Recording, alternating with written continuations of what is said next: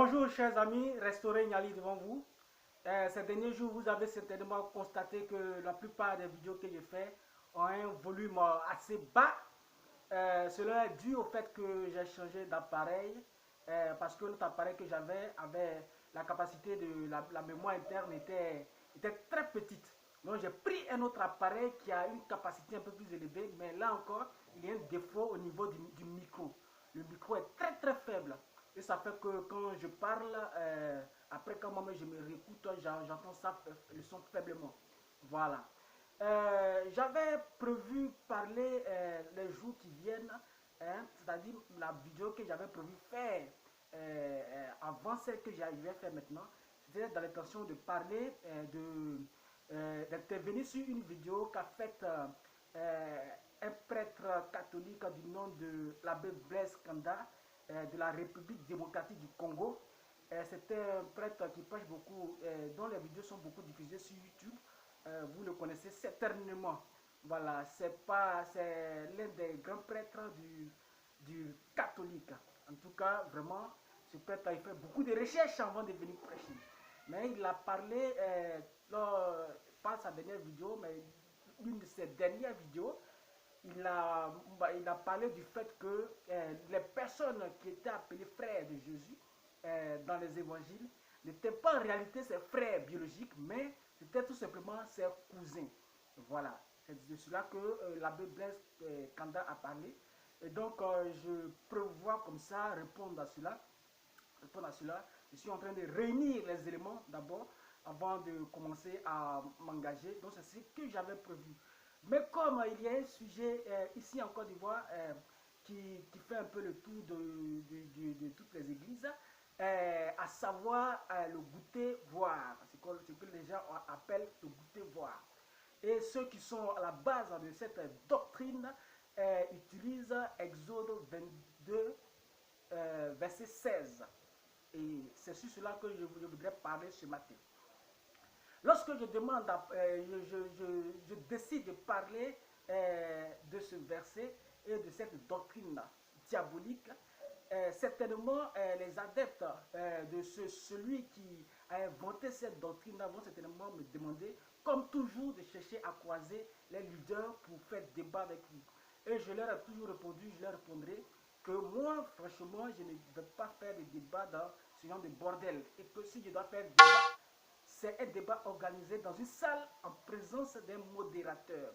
Voilà. Parce que qu'est-ce que vous constatez? Même récemment, il y a des gens qui ont décidé d'aller en découdre avec ce prédicateur des réseaux sociaux qui a inventé cette doctrine.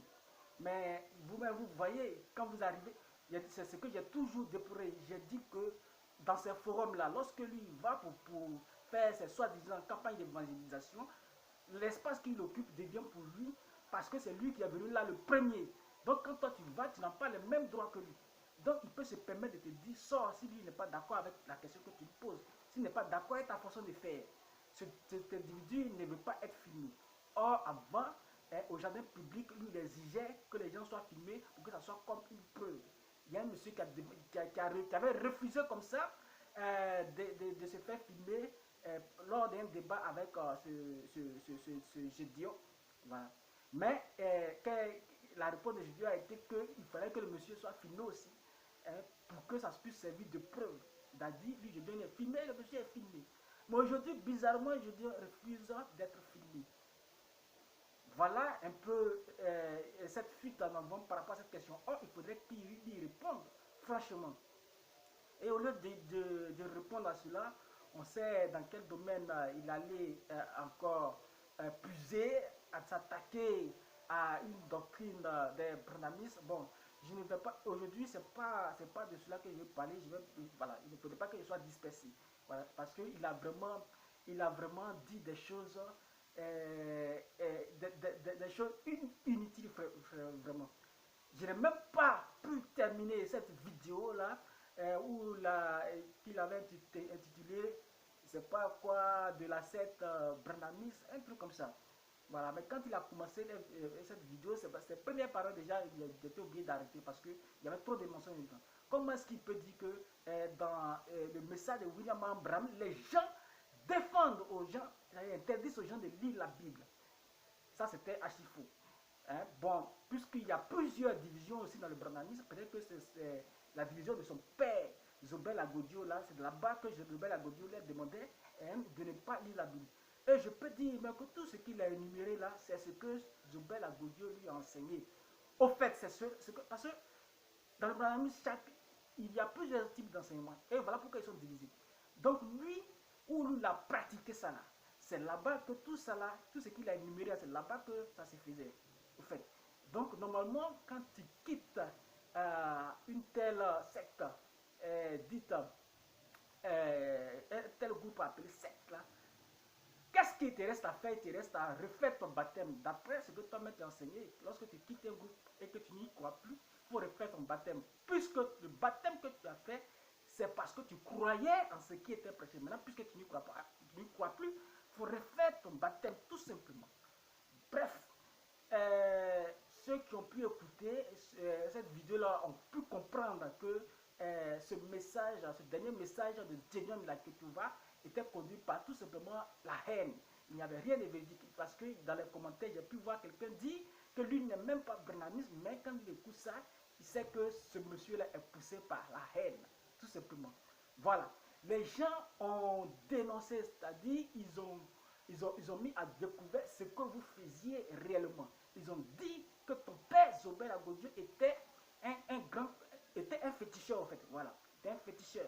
Il collaborait avec les féticheurs. Il ne faisait jamais rien sans consulter les féticheurs. C'est cela le problème. Et les filles que vous goûtez, que vous mangez, que vous goûtez, il y a une qui a révélé qu'un jour après ses rapports sexuels avec Zobel Agodio, le monsieur a pris, excusez-moi du terme, son sperme pour le mettre sur l'argent des fidèles, pour le mélanger à l'argent des fidèles. Cela répondait à quoi? La fille, véritablement, elle sait que les rapports qu'elle avait avec cet homme dit de Dieu n'étaient pas bien, mais de là jusqu'à aller mélanger excusez-moi, ce liquide-là avec l'argent des fidèles, vraiment, c'était vraiment trop. Et c'est ce qui a fait qu'elle a quitté l'église. Donc, vous voyez, quand on vous accuse comme ça, quand vous venez chercher à répondre à ça, au lieu de chercher à accuser, vous répondez à une accusation par une accusation. Or, vous devez répondre à une accusation par une justification. Lorsque vous ne justifiez pas tout ce qui vous est reproché, lorsque vous n'expliquez pas tout ce qui vous est reproché, ça veut dire que vous le reconnaissez. Donc, vous reconnaissez que vous êtes des féticheurs, des goûteurs féticheurs. Bien, maintenant, vous pouviez être de simples goûteurs, des féticheurs, sans chercher à étudier la Bible. Parce que moi, j'ai toujours dit que c'est lorsque les gens utilisent la Bible que moi, je viens pour le prendre. Moi, je ne suis ni brahmanite, ni catholique.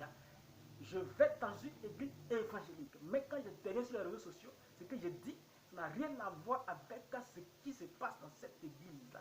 Parce que je suis un fils de Dieu, identifié dans Romains 8, verset 17 et verset 19, pardon. Romains 8, verset 19. Donc, je vais comme cela intervenir une bonne fois pour tous sur cette histoire de Exode, verset 16. J'avais réservé certains arguments pour pour un probable débat entre Gédéon, Laketouva et moi. Si au cas où il acceptait les conditions que j'ai données à ses suiveurs. C'est-à-dire, débat dans une salle en absence de son fan club et en présence d'un modérateur. Le monsieur dit ceci, qu'on doit goûter à la femme avant de la marier. Et tous ces suiveurs, quand tu essaies de te poser par les messages, par les commentaires, qu'est-ce qu'ils disent? La question qu'ils posent. La première question, récemment, il y a un qui a demandé, mais est-ce que moi je suis parfait et puis je suis contre le fait qu'on goûte à la femme avant de la marier? Donc ça veut dire quand quelqu'un dit une telle chose, est-ce que moi si moi je suis parfait pour me poser à ça? Ça veut dire que le gars reconnaît d'abord que ce n'est pas une bonne chose, mais on ne doit pas s'y opposer parce qu'on n'est pas parfait. Alors, ça veut dire que dans ma vie, si j'ai une fois volé, je ne dois pas parler contre le vol, je dois toujours soutenir le vol, d'après ce monsieur. Voilà son raisonnement.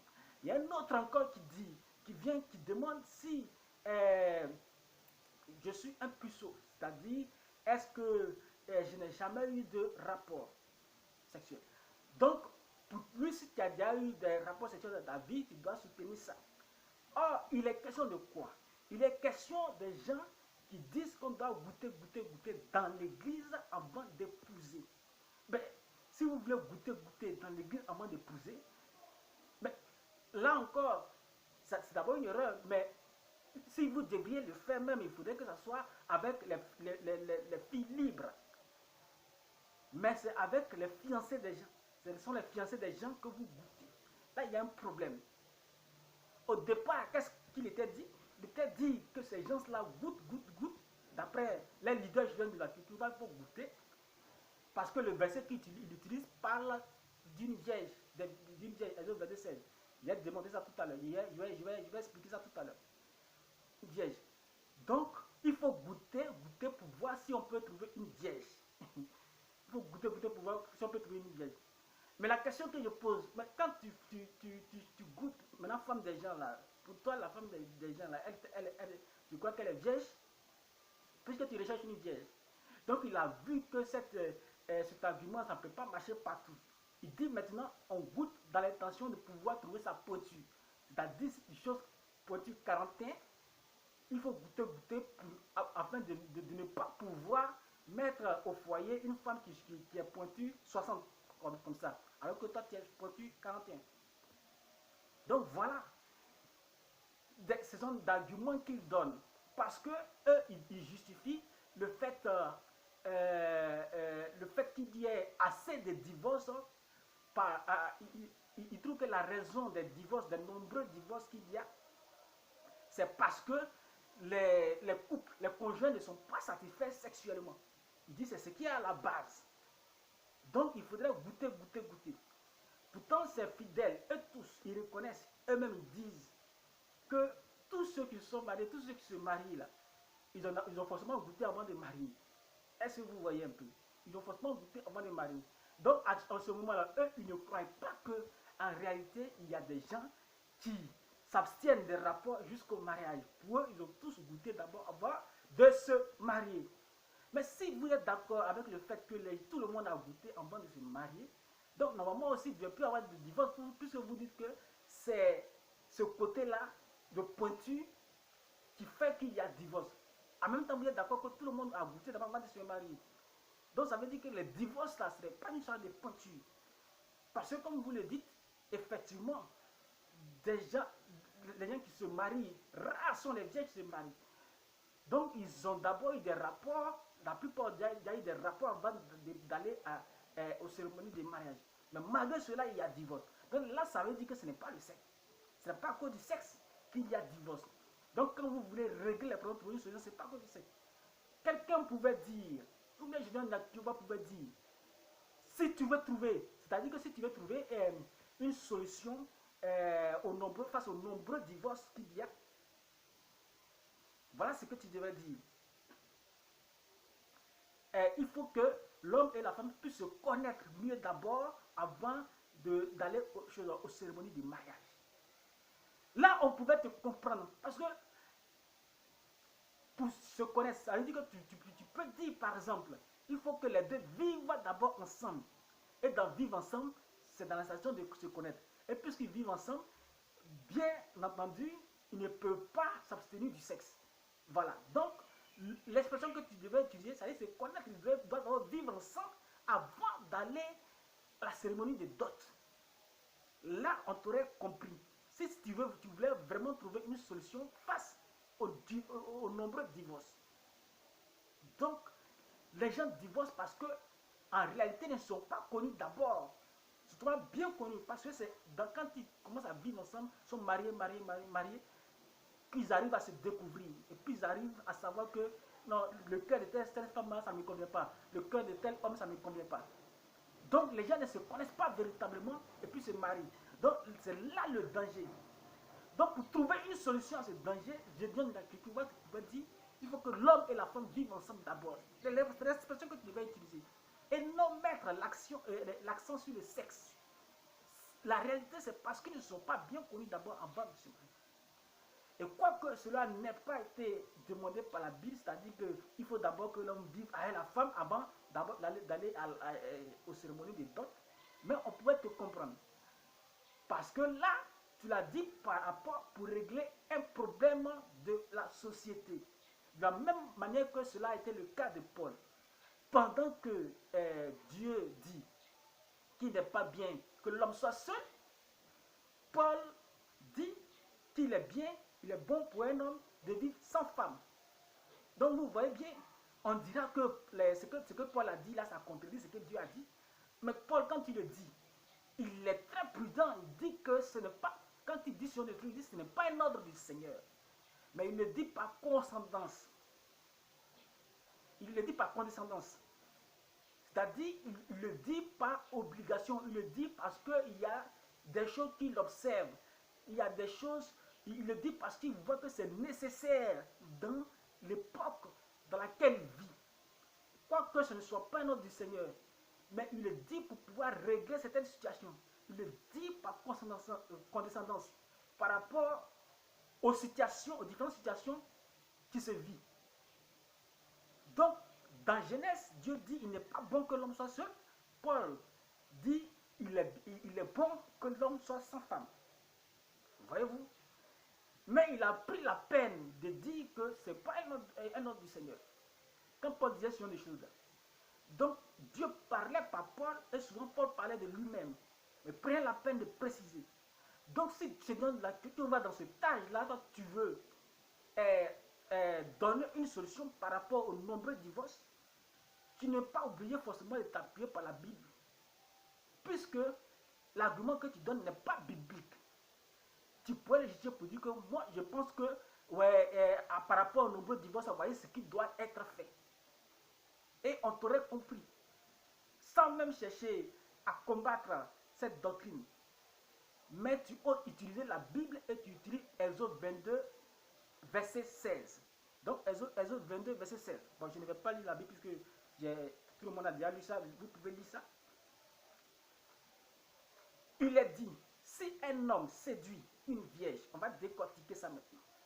Si un homme séduit une vierge qui n'est point fiancée et qui couche avec elle, il doit payer la dot.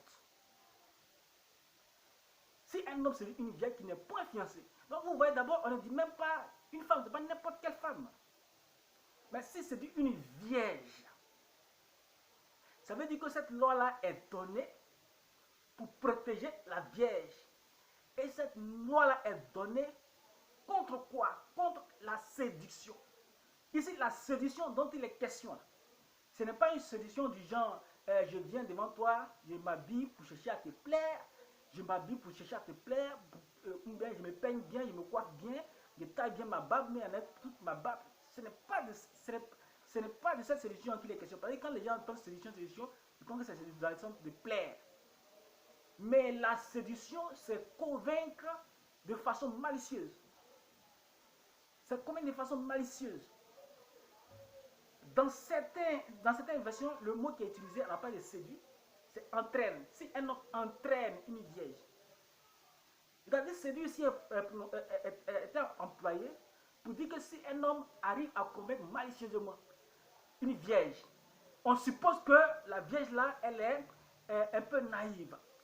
Donc si quelqu'un arrive à la convaincre malicieusement en utilisant certains insultes ou bien en parole, lui fait un lavage de cerveau, ou bien lui présente de l'argent, il l'invite au maquis, il l'invite au kiosque, il l'invite à la plage, il l'invite tout simplement pour la convaincre, afin qu'elle puisse céder.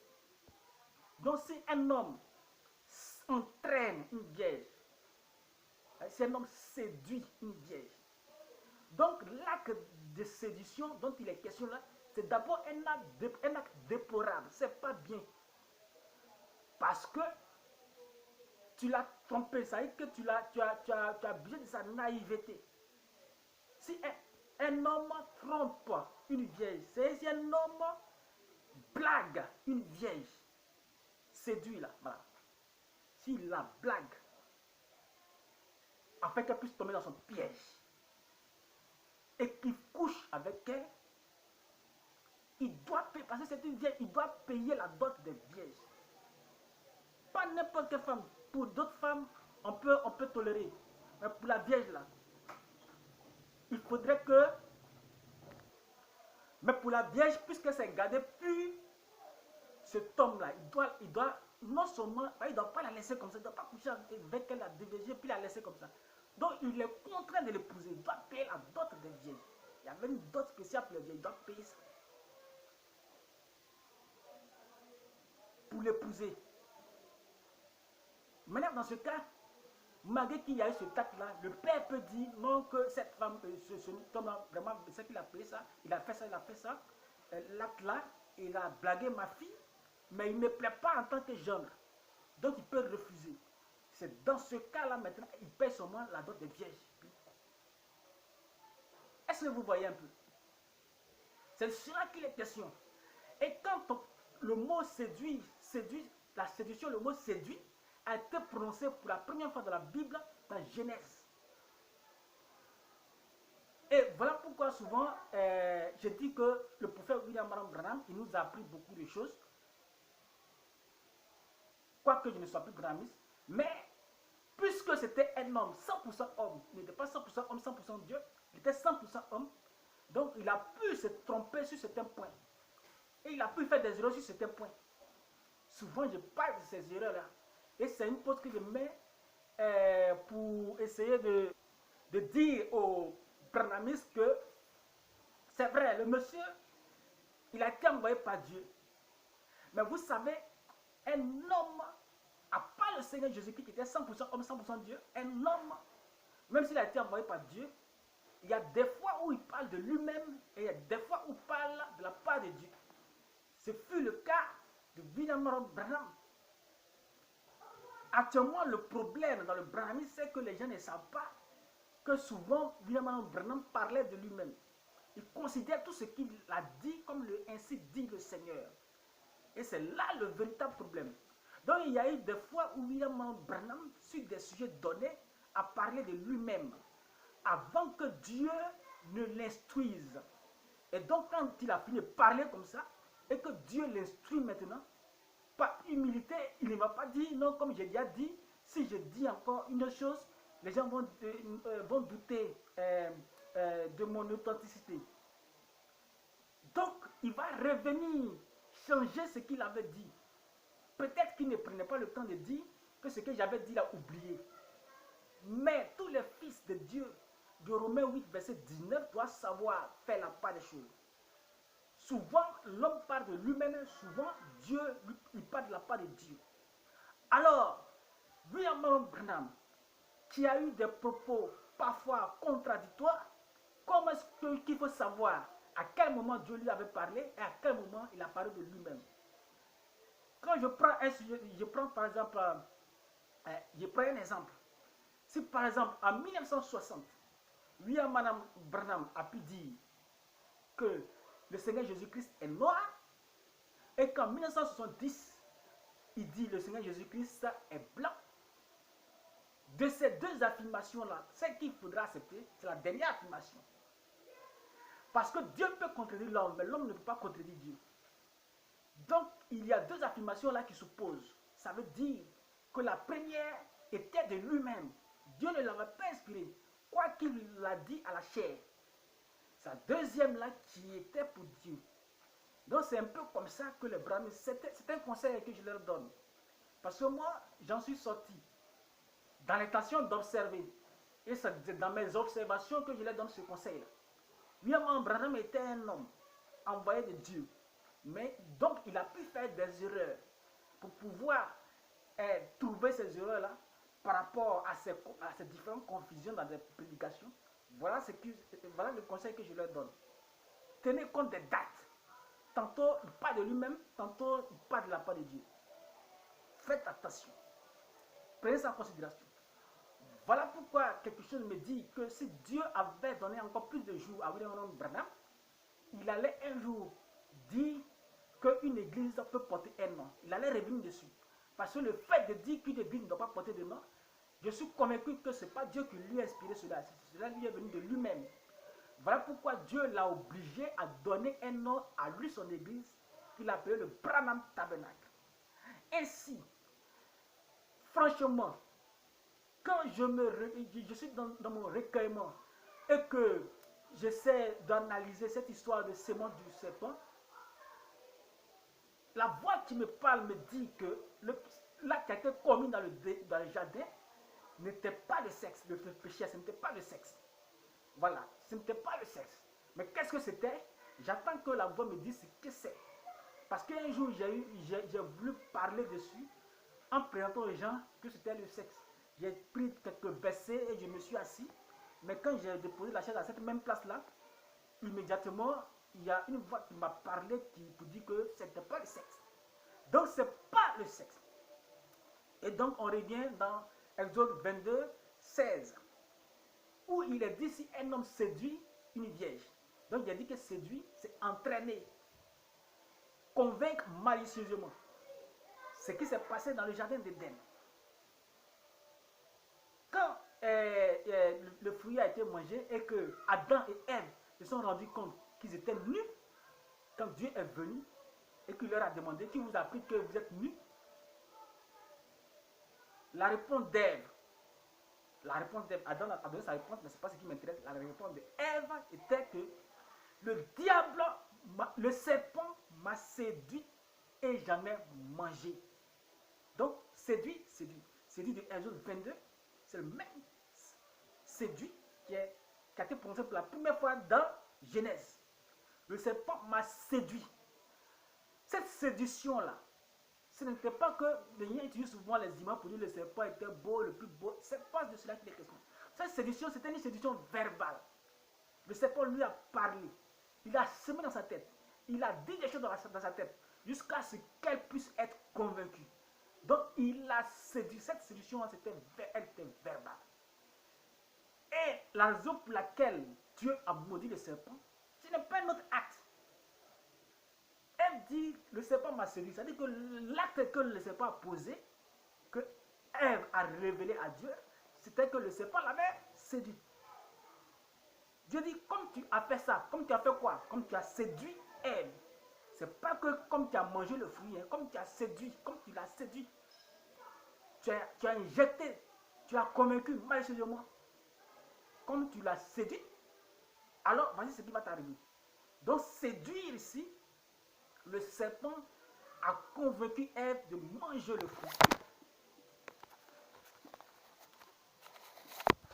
Excusez-moi, le téléphone était renversé. Donc le serpent a convaincu Ève en la séduisant. Séduction. C'est de cette même séduction qu'il est parlé. Dans Exode 22, 16. Si un homme convainc malicieusement, et il parle, mais dans ce cas-là maintenant, ça va aboutir au sexe. C'est-à-dire qu'il la séduit, puis il couche avec elle. Donc d'abord la séduction, c'est d'abord de la convaincre. C'est d'abord de la convaincre. Et puisque elle est considérée comme un peu naïve, c'est verbalement. Donc si un homme entraîne comme ça peut être verbalement, ça peut être par des actes, des cadeaux. Mais s'il a été dit séduit, ça veut dire que le mot séduit ici qui a été employé, c'est ce même mot qui a été employé dans Genèse là-bas. Convaincre malicieusement. Amener quelqu'un à prendre une décision qui n'est pas normale, qui ne révèle pas de la morale, qui n'est pas dans les normes. C'est ce que le serpent a fait là-bas. Et c'est ça que si jamais un homme arrive à blaguer comme ça une vieille pour coucher avec elle, puisque l'acte est déjà commis, il doit être obligé de l'épouser. Ici, il n'est pas question de goûter pour voir. Et ils n'ont même pas dit, bon, si il couche avec elle et qu'elle lui convient. Non. Dès que l'acte a été posé, il n'est plus question de chercher à savoir si elle lui convient ou non. Il doit l'épouser immédiatement. Ça veut dire que cette loi a été donnée contre la séduction. Pour dire que tu l'as séduit, et puis tu as couché avec elle, tu as déjà fait ça, tu es obligé maintenant de l'épouser. Il n'y a pas d'autre choix. Comme ça s'est fait au EMSA où on doit goûter pour voir. Goûter, voir. C'est pas habit. C'est pas habit. Dès que tu l'as séduite et que tu as couché avec elle, qu'elle soit pointue 150, pointue 162, qu'elle sache se comporter au lit, ce n'est plus ça le problème. Tu es obligé de l'épouser. C'est de cela qu'il est question. C'est la loi pour protéger les vierges. Une loi contre la séduction, contre la malice. Donc, pour ceux qui... Parce que je sais qu'après cette vidéo, encore, il y a des gens qui vont dire il faut que je cherche à quoi. Ça, c'était un élément que j'avais... C'était des explications que j'avais relevées par rapport à parler de Exode 22, 16. Et ce monsieur, il est très... Moi, ce qui m'étonne souvent, il dit, quand il donne ce verset, il dit si quelqu'un a un verset contraire. Mais est-ce que ça va dans ta tête? On va trouver dans la Bible un verset qui est contraire à un verset de la Bible. C'est diabolique. C'est diabolique. C'est vous là comme ça qui dites que Dieu se contredit. Tu as lu un verset. Tu as interprété le verset. Donc celui qui vient contre toi, s'il n'est pas d'accord avec toi, il va trouver un verset qui est contre ton interprétation. Pas un verset qui est contre ce verset. Deux versets ne peuvent pas s'opposer. Donc pour quelqu'un qui doit venir avec un verset, c'est un verset qui est contre ton interprétation que tu as donné du verset que tu as donné. Alors, quand moi je serai face à Jordan de la Kituba, je sais que ça aura lieu un jour. Avec ce monsieur-là, il a un problème. Son problème, c'est au niveau de la grammaire. Ça veut dire que ces derniers temps, il a un peu enrichi son champ lexical. Le vocabulaire. Il emploie des mots qui sortent un peu de l'ordinaire. Mais au niveau de la grammaire, il n'a pas fait d'effort. Il n'a pas du tout évolué. Il a un problème au niveau de la grammaire. Si bien que tous les tests qu'il donne, la plupart des tests qu'il donne, il ne les comprend pas parce qu'il y a un problème de grammaire. C'est comme un jour, il pourrait justifier la polygamie par le fait que Dieu, nous soyons l'église est l'épouse de Dieu. Et bon, si l'église est l'épouse de Dieu, et que dans l'époux il y a plusieurs personnes, alors c'est que Dieu était polygame. Regardez-moi cet individu-là. C'est-à-dire, si je vois un quart de 70 places, il y a un quart qui est là, je dis, bon, ce quart-là, il m'appartient. Il y a 70 places dans le quart, 70 sièges dans le quart. Pour je donne la Tchouba, puisqu'il y a 70 sièges dans le quart, ça veut dire que j'ai 70 quarts. C'est-à-dire que le nombre du contenant est égal au nombre du contenu. L'épouse, l'église est l'épouse du Christ. Mais chaque membre n'est pas individuellement une épouse. C'est l'ensemble, le groupe qui forme une épouse. Voilà, c'est-à-dire que quand je serai en face de lui, là, je ne vais même pas choisir d'autres versets. Ce sont les versets qu'il va donner là, que je vais expliquer. Je l'ai toujours dit. Donc vous, ces moutons, bande de zombies, si vous voulez, vous insistez toujours pour un débat. Moi, j'ai toujours dit que faire un débat avec celui-là, c'est me rabaisser même. Mais si vous insistez, il faudrait que ça soit dans les conditions, dans le cadre que j'ai défini. Dans une salle, en présence d'un modérateur et en l'absence de son fan club, ses choristes. Exode 22, 16. C'est de cela qu'il est question. Si un homme entraîne, trompe, blague une vierge, pourquoi elle a dit vierge seulement? Et maintenant, vous devez aussi expliquer le fait pourquoi vous goûtez. Mais on vous accuse, vous n'y répondez pas, vous avez des féticheurs, vous n'y répondez pas, vous allez trouver des explications bidon. Je donne la tutoie, il y a un jour où tu as pu dire, bon, j'ai déjà parlé de ça. J'ai déjà parlé de ça, je crois. Bon, je vais reparler de ça. Où tu as pu dire qu'en Afrique ici, que ce soit en Côte d'Ivoire ou en Afrique tout entière, que tous ceux qui veulent croire en Jésus pour être sauvés, ils iront en enfer. Toi, tu l'as dit. Et c'est pas quand tu étais dans le branhamisme, quand tu étais dans le message. Tu étais déjà sorti du message. Par exemple, Zobel Aboudjou était déjà mort. Et tu l'as dit. Et que pour être sauvé, les gens actuellement là devaient croire à ce que toi et tes frères vous prêchez. C'est-à-dire, si on s'arrête là, on dira aussi que toi, tu veux prendre tu as voulu effacer le Seigneur Jésus-Christ pour te positionner. Mais tu as pris la peine d'expliquer. Parce que cette déclaration-là, ce sont des déclarations qu'il y a dans le message de William Marion Branham. William Marion Branham est le type de prophète qui aimait faire ce genre de déclarations, mais qui se justifiait tout par la Bible. Il ne commençait pas par les justifications pour faire des déclarations, mais il fait une déclaration. Et quand ça choque, tout le monde est branché, et maintenant il utilise la Bible pour expliquer. C'est ainsi que toi aussi, tu as fait cette déclaration que tu as tirée du branhamisme. Et tu as pu expliquer par le fait que lorsque Dieu envoie quelqu'un, c'est lui-même qui vient avec la personne. De la même manière que le Père m'a envoyé, moi aussi je vous envoie. Comment est-ce que le Père l'a envoyé? Lui, le Père est descendu en lui. Le Père est descendu en lui et puis il est venu. C'est comme ça que le Père l'a envoyé. Donc de cette même manière, lui aussi, il nous envoie. Il envoie les prédicateurs, les pasteurs, tout cela. Donc, de la même manière que le Père est descendu en lui, lui, il descend en ceux qu'il envoie. Donc, croire en Jésus, c'est croire en ceux qu'il envoie. C'est ce que William Abraham disait. Et toi, tu sais très bien ce que ça veut dire. Et tu viens devant les gens dire que lui, il a voulu prendre la place de Jésus. Pourtant, toi-même, tu as répété la même déclaration. Parce que tu sais qu'en matière de déclaration pour choquer les gens, Branham est le premier. Donc, tu prends ces déclarations-là et tu les donnes pour attirer les gens. Et puis après, tu expliques. Lorsque tu n'as pas pris une déclaration de William Branham, ce sont les déclarations du genre, il faut goûter à la femme avant de la marier. Donc, tu vois, dans l'Apocalypse, il a été dit, quand l'ange a dit à Jean de prendre le livre, ce livre-là, il sera dans ta bouche comme du miel, mais quand il va arriver dans tes entrailles,